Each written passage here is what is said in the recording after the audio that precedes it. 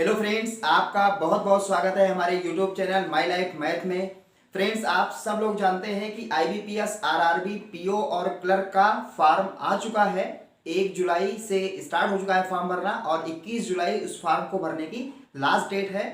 तो जो IBPS, RRB, PO है, पीओ को ऑफिसर स्केल फर्स्ट के नाम से जानते हैं और जो क्लर्क होता है वो ऑफिस असिस्टेंट नाम से होता है। उसका मतलब क्लर्क ही होता है। वो 2020 के लिए नोटिफिकेशन आ चुका है, फॉर्म बहुत लोग भर चुके हैं और कुछ स्टूडेंट्स ऐसे होते हैं जो ये सोचते हैं कि हम लास्ट में फॉर्म भरेंगे। तो आप लास्ट डेट का वेट मत करिए, अभी से ये फॉर्म जितनी जल्दी हो सके भर दीजिए, क्योंकि लास्ट में सर्वर की बड़ी प्रॉब्लम होती है। तो इसलिए मेरी आपसे यही निवेदन है, प्रार्थना है कि आप जल्दी से जल्दी उस फॉर्म को भर दीजिए।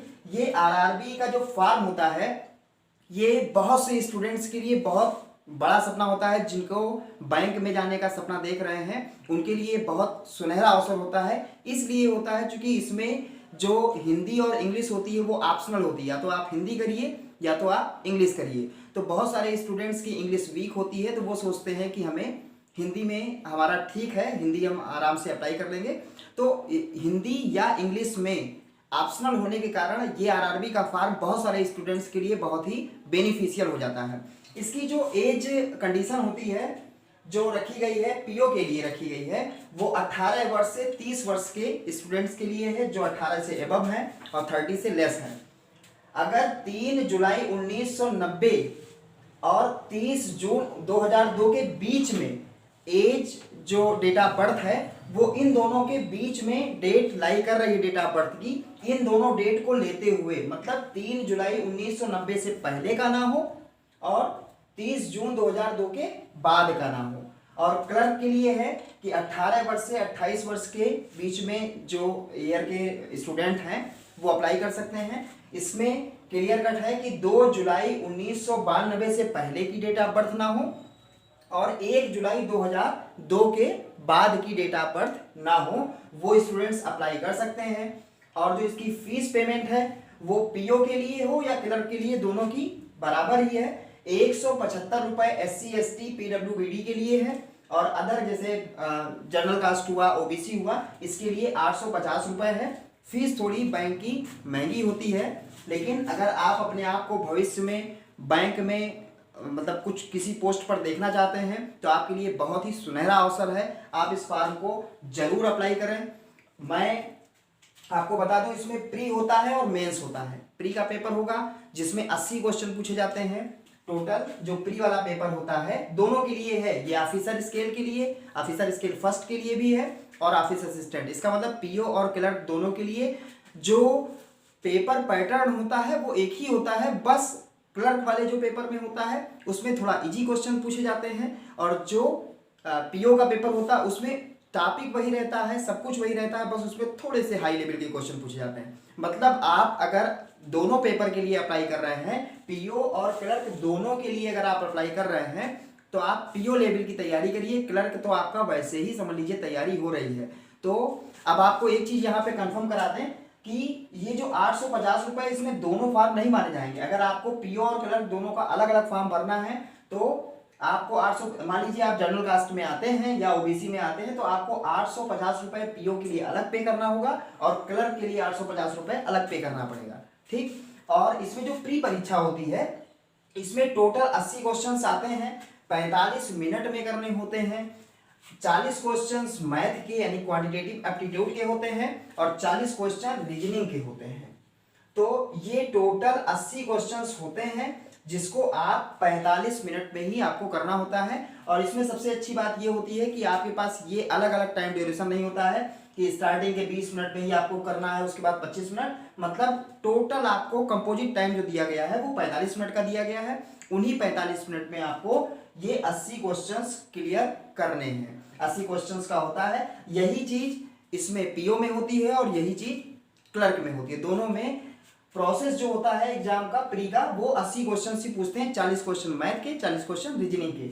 और उसके बाद जब मेंस की परीक्षा होती है तो जो मेंस की परीक्षा होती है उसमें सब 5 वो होता है, मैथ जिसको हम लोग क्वांटिटेटिव एप्टीट्यूड कहते हैं, रीजनिंग होता है, कंप्यूटर होता है, इसके अलावा हिंदी या अंग्रेजी में से ऑप्शनल होता है कि आप या तो हिंदी लैंग्वेज चूज कर रहे हैं कि इंग्लिश लैंग्वेज, और इसके अलावा जनरल अवेयरनेस यानी कि जीए जिसको बोलते हैं। सबसे 40 क्वेश्चन ही होते हैं।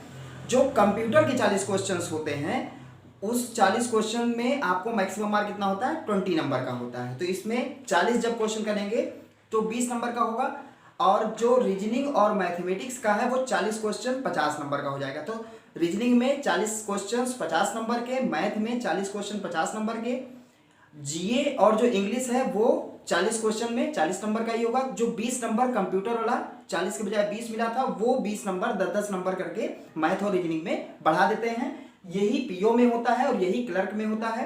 क्लर्क वाली जो परीक्षा होती है उसका जो कट ऑफ होता है, अगर आप मेंस कट ऑफ बीट कर ले जाते हैं तो उसमें कोई इंटरव्यू नहीं होना है। अगर आप पीओ की परीक्षा दे रहे हैं तो उसका इंटरव्यू कंडक्ट होता है। वो उसकी कट ऑफ अलग अलग हर बार आती कम ज़्यादा होती रहती है। तो वो जो है डिपेंड करता है कि आपकी कट ऑफ कितनी है, कितने पे इंटरव्यू के लिए लोगों को कॉल किया गया है। अब जो ये परीक्षा है वो लगभग या तो सितंबर में पड़ेगी या तो अक्टूबर में पड़ेगी। इसका मतलब पूरा जुलाई, पूरा अगस्त, पूरा सितंबर, मान के चलिए लगभग 3 महीने का आपके पास टाइम है।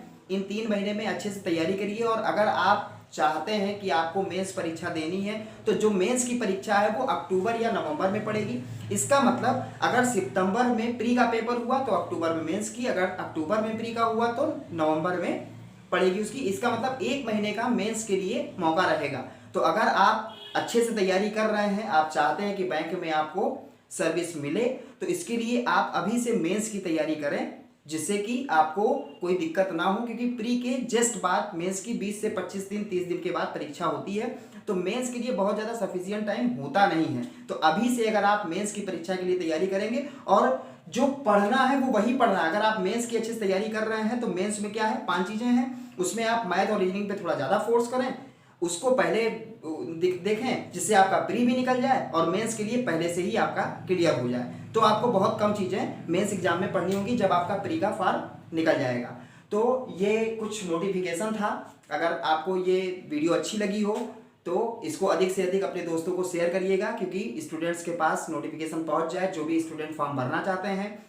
मैं इस चैनल पर मैथमेटिक्स की तैयारी कराता हूँ बैंक और एसएससी के लिए।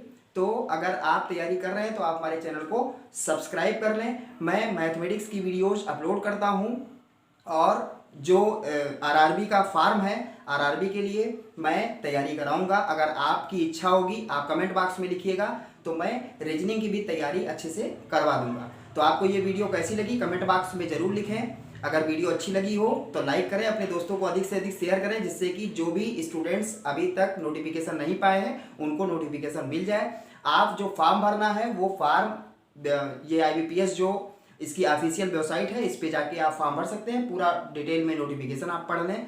और इसकी जो योग्यता है, मतलब एजुकेशनल क्वालिफिकेशन है, वो BA है। BA BSc BCom, इसका मतलब बैचलर डिग्री आपके पास होनी चाहिए। इसके लिए कोई परसेंटेज का कोई मतलब नहीं है। आप सिर्फ पास आउट हों, बैचलर हों, बस। आप इसके लिए ये है कि 21 जुलाई 2020 तक आपके पास रिजल्ट अवेटेड ना रहे, रिजल्ट आ चुका हो। कब तक इसकी है, अगर आपको 21 जुलाई 2020 से पहले आप ग्रेजुएट हो चुके हैं या आपको मार्कशीट मिल चुकी है, तभी आप इस फॉर्म को अप्लाई कर पाएंगे। अदरवाइज इस फॉर्म को अप्लाई नहीं कर पाएंगे। अगर आपका अवेटेड है, 21 जुलाई के बाद आपका रिजल्ट आना है या आपकी परीक्षाएं अभी रह गई हैं, तो आप नहीं कर पाएंगे। अगर आप 21 जुलाई से पहले आपके पास ग्रेजुएट हो चुका है, ग्रेजुएट पास आउट हो चुके हैं, तो आप इस फॉर्म को इजीली भर सकते हैं। वीडियो कैसी लगी कमेंट बॉक्स में जरूर लिखें। वीडियो अगर अच्छी लगी हो लाइक करें, दोस्तों को अधिक से अधिक शेयर करें। धन्यवाद।